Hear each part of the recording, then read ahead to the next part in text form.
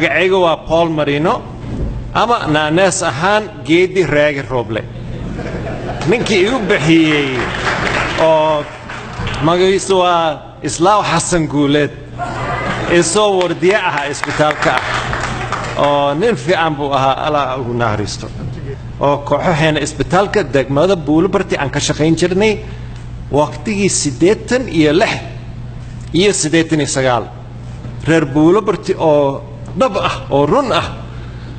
anigana nin Mareykan aan ahay oo 3 sano bis baan joogay sidii maxmaas Soomaali oo ay yiraahdeen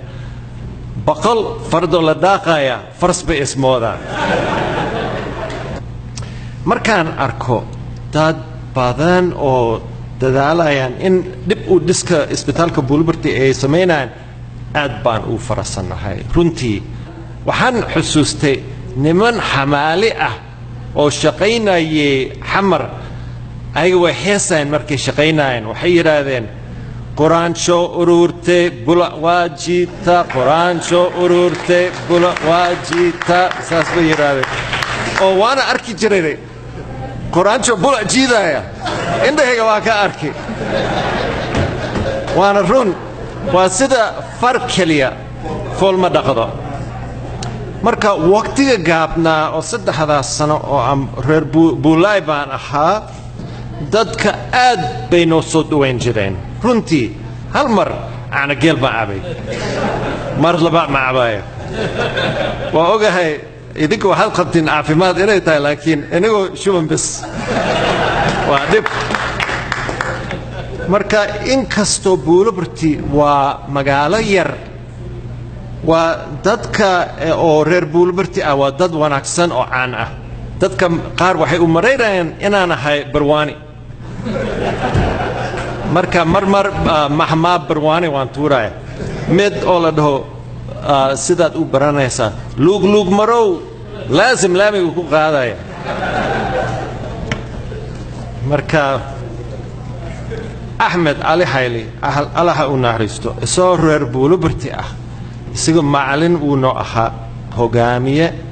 iyo walaalkeen buu ahaan jiray oo wax badan buu noo sharaxay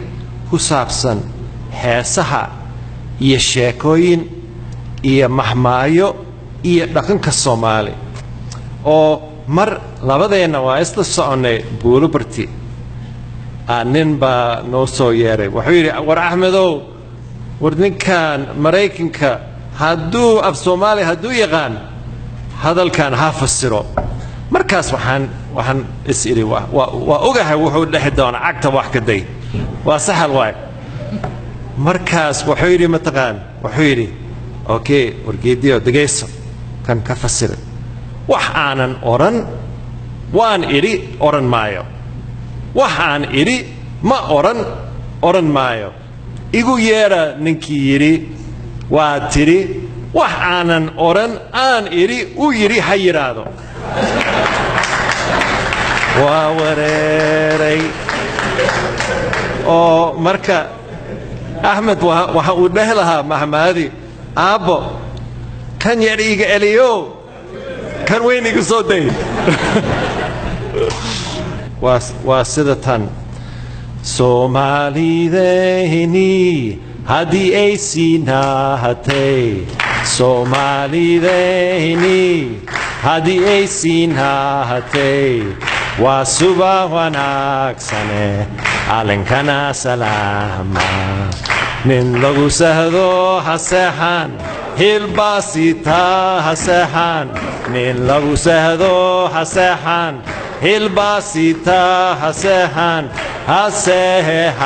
haseexan soo jeedo si weyn u feejigno marka heeskan inoo baray marka waa sidii heesta Soomaali kale oo mar hore markaad Soomaali joogay Ahmed uu noo baray waa geed harkii waa labada gelin godorkii waa dada kala guurey balgarooso hadalkaas sida goodir xeregalay u gooxay golaheena sharafta leh u gooxay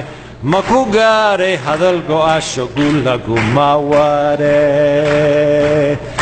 gogosane gogosane hogaanta ho marka hadalkayga waan sii gabagabeynayaa waxaa la dhahaa hadal badan haan ma buushee